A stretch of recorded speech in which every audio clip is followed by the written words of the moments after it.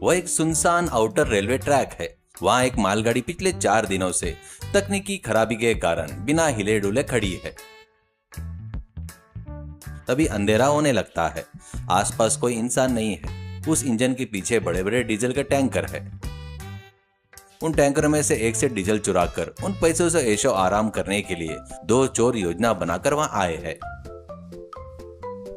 एक का नाम रोहित है और दूसरे का नाम किरण। उसके हाथों में एक छोटा सा प्लास्टिक का पाइप और एक 5 लीटर का खाली डिब्बा है। रेलवे ट्रैक के कुछ ही दूर पर मौजूदा एक झाड़ी के पीछे दोनों छिपकर बैठे हैं। अरे ओए किरण, इधर आ, धीरे धीरे कदम रख। वैसे भी तेरे पैर बहुत मोटे मोटे हैं यार, वो आवाज सुनकर कोई आ जाएगा। अरे रोहित, 4 दिन से ये मालगाड़ी यहीं पड़ी है। यह तुझे किसने बताया? मैंने ही ना। इसमें से चुपके से डीजल निकाल कर बेचेंगे तो आज हमारी बिरयानी और शराब के लिए कोई कमी नहीं होगी, ऐसा प्लान बनाकर तुझे बताया। तो मेरी तारीफ करने के बजाय तू हमेशा मेरे पैर मोटे है, मेरी बुद्धि मोटी है, यही कहता रहता है। अच्छा ठीक है भाई, अब से नहीं कहूंगा। धीरे से उस टैंकर के पास चलते हैं, चल। दोनों धीरे से झुक झुक कर चल रहे हैं। इसी बीच में किरण के हाथ से 5 लीटर का खाली डिब्बा छूटकर टंग की आवाज के साथ नीचे गिर गया। रोहित का दिल दहल गया। वो किरण के सिर पर मारने ही वाला था और रुक गया। मुंह बंद रख, तेरी वजह से हमेशा मेरे सारे प्लान फ्लॉप हो जाते हैं। क्या वो 5 लीटर का खाली डब्बा इतना भारी है कि तू मजबूती से पकड़ नहीं सकता? हम यहाँ डीजल चोरी करने आए हैं, इतनी लापरवाही काम नहीं आएगी। अच्छा ठीक है, गुस्सा मत करो भाई, हाथ से फिसल गया था। वैसे ही पाइप से क्या करना है, इससे डीजल बाहर कैसे आएगा? हाँ, साइंस नहीं पढ़ोगे तो ऐसा ही होगा। इस पाइप को उस टैंकर के अंदर डालना है और दूसरे छोर से मुंह से जोर से खींचना है। डीजल मुंह में आने से पहले पाइप को इस डिब्बे में डाल देना है। इसे साइंस प्रोसेस कहते हैं, पता है? इसी बीच उस ट्रेन की रखवाली करने वाला रेलवे वॉचमैन दारा सिंह हाथ में टॉर्च लिए उस तरफ आता दिखाई दिया। दोनों ने अपनी सांसें रोक ली और फिर से झाड़ियों में छिप गए। दारा सिंह ने अपना फोन निकाला और किसी को कॉल किया।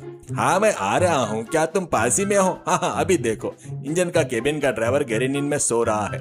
मैं ट्रैक से उतरकर रोड की तरफ जा रहा हूँ।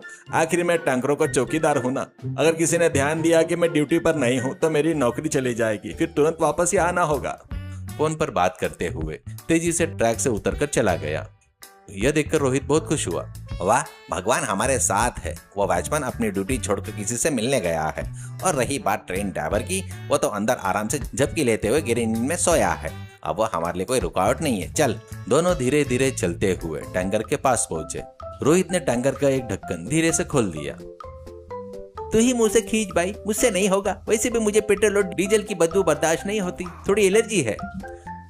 अरे मैं चोरों का लीडर हूँ, लीडर कभी काम नहीं करते, वैसे सिर्फ ऑर्डर देते हैं। अच्छा तो डिब्बा मजबूती से पकड़, मैं खींचता हूँ। यह कहते हुए रोहित ने पाइप को टैंकर में डाला और जोर से एक कश लिया। बस फिर क्या था, डीजल पूरे फोर्स के साथ सीधे उसके मुंह में चला गया। थूको थूको रोहित, थूको। रोहित डीजल थूकते हुए आंखें मचलते हुए, अरे बाप रे, छी, तो डीजल कितना कड़वा है। मेरा पूरा मुंह जल रहा है, फिर भी कोई बात नहीं। मेरे जैसे लीडर कभी पीछे नहीं हटते। पाइप को फिर से डिब्बे में डाल। किरण ने पाइप को डिब्बे में डाला। डीजल बुड़बुड़ की आवाज करते हुए डिब्बे में गिरने लगा।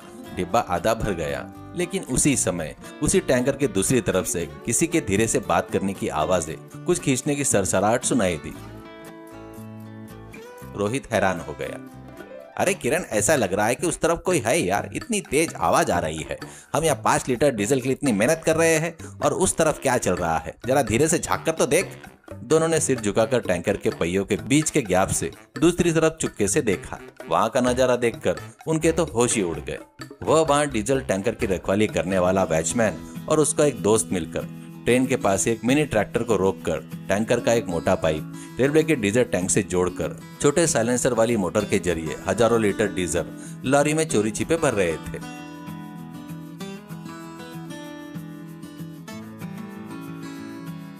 अरे रोहित, हम 5 लीटर का डिब्बा लाए हैं और ये लोग तो सीधे लॉरी का टैंकर लेके आ गए। ये तो हमसे भी बड़े चोर निकले। ठीक उसी समय इंजन में गहरी नींद से सो रहे ट्रेन ड्राइवर सतीश मिश्रा की अचानक आंख खुल गई। कुछ गड़बड़ महसूस होने पर वह हाथ में टॉर्च लेकर इंजन से उतरकर इस तरफ आया। उसकी टॉर्च की रोशनी सीधा रोहित और किरण पर पड़ी। वो दोनों आधे भरे हुए 5 लीटर के डब्बे और पाइप को पकड़े हुए रंगे हाथ पकड़े गए। कौन है वहां? चोर के बच्चे, मेरी ट्रेन से डीजल चुराते हो? इतनी हिम्मत तुम्हारी? अभी पुलिस को फोन करता हूँ। रोहित और किरण डर से कांपने लगे, लेकिन किरण को तुरंत एक उपाय सूझा। वह बिना घबराए इंजन ड्राइवर की तरफ देखकर हंसा और अपनी तर्जन उंगली मुंह पर रखकर शांत रहने का इशारा किया। सर 1 मिनट रुकिए, हम पर चिल्लाने से पहले जरा उस तरफ तो देखिए, जरा देखिए, वहां तो बड़ा ही खेत को खा रहा है सर। क्या बड़ा ही खेत को खा रहा है? क्या बकवास कर रहे हो तुम? सतीश मिश्रा ने गुस्से से पूछते हुए शक के दायरे में टैंकर के दूसरी तरफ टॉर्च की रोशनी डालकर देखा। वहां वॉचमैन और मिनी ट्रैक्टर ड्राइवर मिलकर डीजल पाइप पकड़े हुए अपने टैंकर को भरते हुए रंगे हाथों पकड़े गए। ड्राइवर मिश्रा को देखते ही वॉचमैन का चेहरा सफेद पड़ गया। वॉचमैन, तुम ट्रेन की सुरक्षा करने वाले वॉचमैन होकर तुम भी चोरी कर रहे हो? ठीक उसी समय वॉचमैन और मिनी ट्रक ड्राइवर एक ही छलांग में लॉरी पर चढ़े और वहां से तेजी से भागने की कोशिश करने लगे। लेकिन रोहित और किरण ने पास ही में पहले लकड़ी के लट्ठे को दोनों की तरफ पकड़ा और चलते हुए मिनी लॉरी के पहिए के आगे डाल दिया। तब तक सतीश मिश्रा रेलवे पुलिस को फोन कर चुके थे, जिससे पुलिस आकर वॉचमैन और उस लॉरी ड्राइवर को अपने कब्जे में ले लिया। हजारों लीटर सरकारी संपत्ति चोरी होने से बच गई और सुरक्षित रही। पुलिस के जाने के बाद सतीश मिश्रा ने हमारे इन 2 चोरों की तरफ देखा। तो अब तुम्हारा क्या किया जाए? तो रोहित घुटनों पे बैठकर गिड़गिड़ाते हुए, सर हम अपनी ऐशो आराम के लिए एक छोटी सी गलती करने वाले थे, लेकिन आज इस बड़ी चोरी को देखकर हमारी आंखें खुल गई। हमारे डब्बे का डीजल भी हम इसी में वापस डाल देंगे। प्लीज सर हमें पुलिस के हवाले मत कीजिए। देखो, तुम्हारी वजह से आग बहुत बड़ी डकैती रुक गई। तुम गलती करने जा रहे थे, लेकिन अनजाने में ही सही तुमने दूसरों की चोरी पकड़वा कर रेलवे की संपत्ति बचाई है, इसलिए मैं तुम्हें छोड़ रहा हूँ। लेकिन याद रखना, चोरी चाहे छोटी हो या बड़ी, वह गलती होती है। मेहनत करके ईमानदारी से जीने में सम्मान मिलता है, वह चोरी में नहीं होता है। सच है सर, अब से हम कभी ऐसा नहीं करेंगे। कल से ही कोई काम धंधा करके अपने जीवन बसर करेंगे सर। ड्राइवर मिश्रा ने उन्हें कुछ पैसे की मदद की, सही रास्ते पर चलने की सलाह दी और वहां से विदा ले ली। केदारनाथ अपने घर के बिल्कुल सामने लगे हुए एक छोटे से आम के पौधे को बड़े प्यार से पानी दे रहे हैं। वो उसकी पत्तियों को अपने हाथों से सहला रहे हैं। तभी फूलमती 2 कप चाय लेकर घर के बाहर आती है। केदारनाथ पौधों से बातें करते हुए और भावुक होकर कहते, देख मेरे बच्चे, कितना बड़ा हो गया है तू। मेरे दादाजी ने जब तेरा बीज मेरे हाथों में रखा था तो मैंने सोचा भी नहीं था कि तू इतना सुंदर पौधा बनेगा। लीजिए जी, चाय पी लीजिए। सुबह आँख खुलते इस पौधे के साथ आपकी पंचायत शुरू हो जाती है। आप जितना प्यार इस पौधे से करते हैं ना, कभी कभी तो मुझे इससे जलन होने लगती है। अरे पगली, ये कोई मामूली पौधा नहीं है फूलवती। दादाजी ने आखिरी सांस लेने से पहले इसका बीज मुझे दिया था और कहा था, केदार ये एक जादुई पेड़ बनेगा, एक दिन ये तुम्हारी सारी परेशानियां दूर कर देगा। उनकी वो बात मेरे दिल में आज भी छपी है। मैं क्या मना कर रही हूँ जी, दादाजी की आखिरी निशानी है। हम इसे जान से भी ज्यादा संभाल कर रखेंगे। पर मेरी चिंता ये है कि जब ये बड़ा होगा, फल देगा और हमारी परेशानियां दूर करेगा, तब तक कहीं हम बूढ़े ना हो जाएं। तभी कैलाशनाथ हाथ में एक छोटी सी लकड़ी घुमाते हुए मजे से गाता हुआ वहाँ पर आता है। अरे ओ केदार, क्या बात है? सुबह सुबह मियाँ बीबी ने घर के सामने पौधे के इर्द गिर्द कोई मीटिंग बिठा रखी है क्या? आजा कैलाशनाथ, कुछ नहीं यार, बस दादाजी के दिए इस पौधे के बारे में ही बात कर रहे थे। तुझे पता है ना, दादाजी ने कहा था कि इसमें कोई चमत्कार है। अरे यार केदार, तू आज भी छोटा बच्चा ही है क्या? वो दादा परदादा लोग ना बच्चों को खुश करने के लिए ऐसी मनगढ़ंत कहानियां सुनाते थे। अब कल को तू कहेगा कि इस पेड़ पर सोने के आम लगेंगे। तू मजाक मत उड़ा कैलाशनाथ। मेरे दादाजी ने जिंदगी में कभी झूठ नहीं बोला। मुझे उनकी बात पर पूरा भरोसा है। ठीक है मेरे भाई, मान लिया। जब तेरा वो चमत्कार होगा ना, तो सबसे पहले मुझे बुलाना। मैं भी तो देखूं वो सोने का आम। मैं चलता हूँ। और हंसते हुए चला जाता है। कुछ दिनों बाद सुबह का समय, सूरज उग रहा है। केदारनाथ उबासी लेता हुआ घर के दरवाजे के बाहर आता है। अचानक उसकी नजर घर के सामने वाले उस पौधे पर पड़ती है। उसकी आंखें फटी की फटी रह जाती है। वो बुत बनकर खड़ा हो जाता है। पौधे पर सिर्फ एक ही आम लगा है, लेकिन वो आम एक इंसान के धड़ जितना बराबर है। फूलवती, ओ फूलवती, कैलाशनाथ, कहाँ हो तुम दोनों? जल्दी बाहर आओ, भाग कर आओ। केदारनाथ की चीख सुनकर फूलमती घबराते हुए दौड़कर बाहर आती है। पड़ोस से कैलाशनाथ भी भागता हुआ आता है। क्या हुआ जी? ऐसे क्यों चिल्ला रहे हैं? कोई सांप वाप निकला आया क्या? सांप नहीं फूलवती, वहां देख। मुझे तो अपनी आंखों पर यकीन ही नहीं हो रहा। फूलवती और कैलाशनाथ पेड़ की तरफ देखते हैं। दोनों के मुंह खुले के खुले रह जाते हैं। अरे बाप रे, ये क्या है बे? ये आम है या किसी डायनासोर का अंडा? मेरी पूरी जिंदगी में मैंने इतना बड़ा फल नहीं देखा।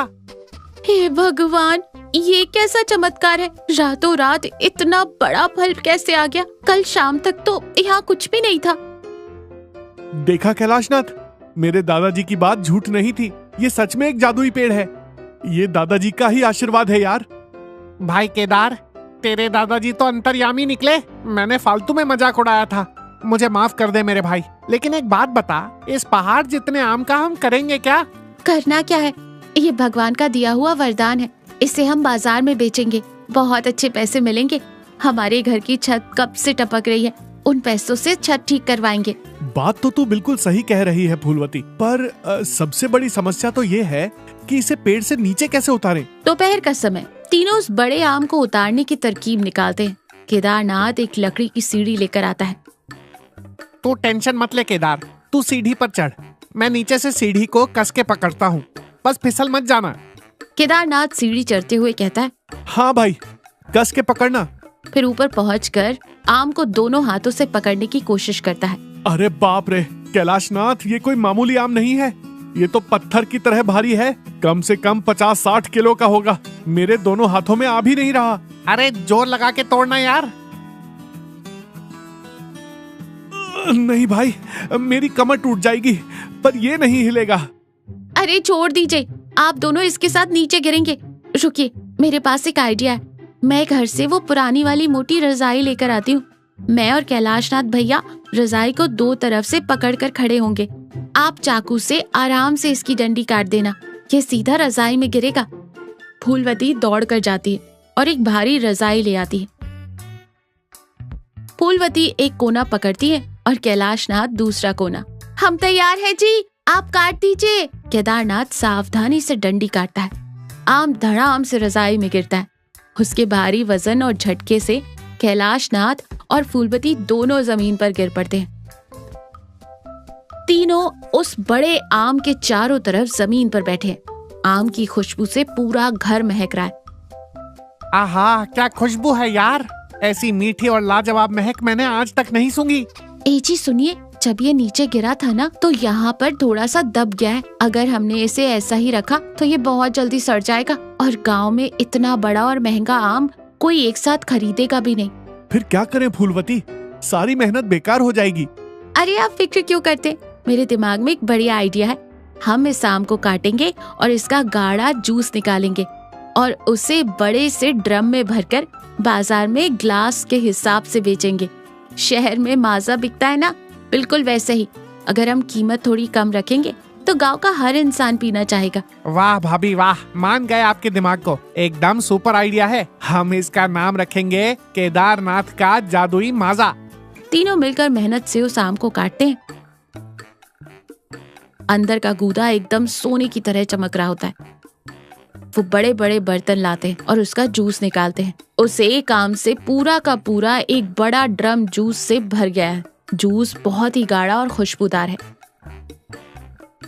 फूलवती, तू सच में बहुत समझदार है। कल सुबह सुबह ही हम इसे गांव के चौराहे पर लगाएंगे।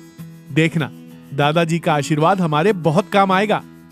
अगले दिन सुबह केदारनाथ, फूलवती और कैलाशनाथ ने चौराहे पर एक छोटी सी मेज लगाई है। उस पर जूस का बड़ा ड्रम रखा है और पास में कुछ साफ ग्लास। एक गत्ते पर लिखा है केदारनाथ का जादुई माजा। आ जाओ भाइयों, आ गया है केदारनाथ का जादुई माजा। एक गिलास पियोगे तो सारी थकान भूल जाओगे। आ जाओ। तभी वहाँ से गांव का कंजूस व्यापारी देशराज गुजरता है। उसकी नजर ड्रम पर पड़ती है और वो शक की निगाह से उनके पास आता है। क्या बात है केदारनाथ, तू तो हमेशा अपने खेतों में लगा रहता था, आज ये क्या नया धंधा खोलकर बैठ गया? और ये कैलाशनाथ सुबह सुबह क्या गला फाड़ रहा है? कौन सा माजा है ये? नमस्ते देशराज जी, ये कोई बाजार वाला जूस नहीं है। मेरे दादाजी के लगाए पौधे पर एक चमत्कारिक आम उगा था, ये उसी का ताजा रस है। बहुत ही मीठा और ताकतवर है। अच्छा जी, जादुई आम, देख केदारनाथ, मैं फालतू बातों में नहीं आता। अगर स्वाद अच्छा हुआ तो ही पैसे दूंगा, वरना एक फूटी कौड़ी नहीं मिलेगी। ला, पहले एक छोटा गिलास चखा कर दिखा। केदारनाथ मुस्कुराता है और एक गिलास में गाढ़ा सुनहरा रस भरकर देशराज को देता है। देशराज एक घूंट भरता है, वो पूरी तरह मंत्रमुग्ध हो जाता है और एक ही सांस में पूरा गिलास गटक जाता है। देशराज मन ही मन में, अरे बाप रे, ये तो साक्षात अमृत है। ऐसा स्वाद मैंने अपनी पूरी जिंदगी में नहीं चखा। अगर मैं ये पूरा ड्रम शहर ले जाकर अमीरों को बेचूं तो कम से कम 10 गुना मुनाफा कमाऊं। मेरी तो लॉटरी लग गई। ठीक ही है, कुछ खास नहीं है। एक काम कर केदारनाथ, मेरे घर पर आज कुछ मेहमान आ रहे हैं, ये पूरा ड्रम तू मुझे ही दे दे। बता कितने पैसे लेगा इसके? सेठ जी, ये बहुत ही दुर्लभ आम का रस है, इस पूरे ड्रम के 500 रुपए होंगे। देशराज ऐसे नाटक करता है जैसे उसे सदमा लगा हो। 500 रुपए? क्या दिन दहाड़े लूट मचा रखी है केदारनाथ? इस मामूली से जूस के 500 रुपए? मैं इसके सिर्फ 200 रुपए दूंगा। देना है तो दे, वरना मैं चला। देशराज जी, ये कोई मामूली रस नहीं है। अगर हम एक एक ग्लास बेचेंगे तो आराम से 1000 रुपए कमा लेंगे। आपको 500 में लेना है तो लीजिए, वरना हमारा रास्ता छोड़िए। सेठ जी, अगर आपको नहीं जमता तो आप जा सकते हैं। अभी शहर से बड़ी बड़ी गाड़ियां आने वाली हैं इसे खरीदने के लिए। देशराज घबरा कर कि कहीं और कोई इसे ना खरीद ले। अरे अरे, गुस्सा क्यों होते हो भाई? तुम लोगों से मोल भाव करना तो बेकार है। ये लो अपने 500 रुपए, बस ये ड्रम ध्यान से मेरे घर भिजवा देना। देशराज जेब से 500 रुपए निकाल कर देता है और मन ही मन खुश होता है और चला जाता है। उसी दिन रात को देशराज अपने कमरे में बिल्कुल अकेला है और उस बड़े से ड्रम को देखकर लालची हंसी हंस रहा है। मेहमान? कौन से मेहमान? ये अमृत मैं किसी और को क्यों दूं? इसे तो मैं अकेला ही पीऊंगा, एक एक घूंट का मजा लूंगा। देशराज एक बड़ा सा जग भरता है और गटर गटर पीने लगता है। जूस इतना स्वादिष्ट है कि वो रुक ही नहीं पाता। 1 ग्लास, 2 ग्लास, लालच में अंधा होकर वो लगभग आधा ड्रम जूस पी जाता है। रात काफी गहरी हो जाती है, आधी रात का समय होता है। देशराज अपने बिस्तर पर बुरी तरह तड़प रहा है। उसने अपना पेट कसकर पकड़ा हुआ है। दर्द से करहाते हुए और पसीने से लथपथ वो कह रहा है, हाय राम, मर गया। मेरे पेट में क्या हो रहा है? ऐसा लग रहा है जैसे अंदर ज्वालामुखी फट रहा हो। वो रस बहुत ज्यादा गाढ़ा और ताकतवर था। मैंने लालच में आकर हद से ज्यादा पी लिया। हाय मेरी मैया, मेरी तो जान निकल रही है। कोई डॉक्टर को बुलाओ। पूरी रात देशराज पेट दर्द से तड़पता रहता है। कुछ दिनों बाद केदारनाथ, फूलवती और कैलाशनाथ घर के सामने उसी पौधे के पास खड़े हैं। पौधे पर कुछ और नए फूल आ गए हैं। देख फूलवती, दादाजी के पेड़ पर फिर से बौर आ रहे हैं। हाँ जी, और आपके उस जादुई आम के पैसों से हमारी छत भी बिल्कुल ठीक हो गई। इस बार बारिश में कोई परेशानी नहीं होगी। तभी धीरे धीरे चलते हुए देशराज वहाँ आता है। वो बहुत कमजोर लग रहा है। उसका चेहरा उतरा हुआ है और आंखों में शर्मिंदगी है। अरे सेठ जी, ये आपकी क्या हालत हो गई? लगता है शहर की हवा लग गई आपको। देशराज हाथ जोड़कर रुंधे गले से कहता है, मुझे माफ कर दो केदारनाथ, मैंने तुम्हारे साथ धोखा किया। मैंने झूठ बोलकर वो रस सस्ते में हड़प लिया और लालच में आकर वो आधा ड्रम में अकेले ही पी गया। उस रात मेरे पेट में जो दर्द हुआ, मुझे लगा मैं सुबह का सूरज नहीं देख पाऊंगा। 3 दिन तक अस्पताल में ग्लूकोज पर जिंदा रहा हूँ। केदारनाथ आगे बढ़कर देशराज के हाथ को पकड़ लेता है। अरे सेठ जी, आपने ऐसा क्यों किया? मैंने कहा था ना, वो कोई आमरस नहीं है, वो बहुत ताकतवर है, उसे थोड़ा थोड़ा ही पीना था। आप इतने बीमार पड़ गए, ये सुनकर मुझे बहुत दुख हो रहा है। मुझे मेरी करनी का फल मिल गया केदारनाथ। मुझे समझ आ गया है कि लालच और पैसों से बढ़कर इंसान की सेहत होती है। चलिए, जो हुआ सो हुआ सेठ जी। भगवान ने आपको बचा लिया, यही बहुत है। आगे से ध्यान रखिएगा, किसी भी चीज की अति हमेशा नुकसान ही करती है। सेठ जी, इस बार जब पेड़ पर आम लगेंगे ना, तो मैं उन्हें बेचूंगा नहीं। पूरे गांव को मुफ्त में 1-1 गिलास रस पिलाऊंगा। आप भी आइएगा, लेकिन याद रहे, सिर्फ 1 गिलास, उससे ज्यादा नहीं। केदारनाथ की बात सुनकर कैलाशनाथ जोर से हंस पड़ता है। देशराज भी अपनी गलती पर मुस्कुरा देता है और फूलमती भी हंस देती है।